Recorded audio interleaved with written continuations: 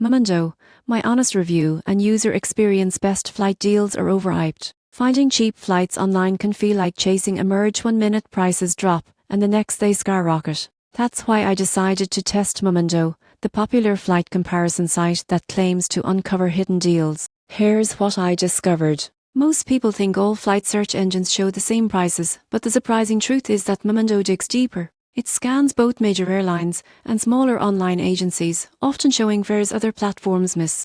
When I searched for a round trip from Toronto to Lisbon, Momondo found a flight that was nearly cheaper than Google Flights or Expedia.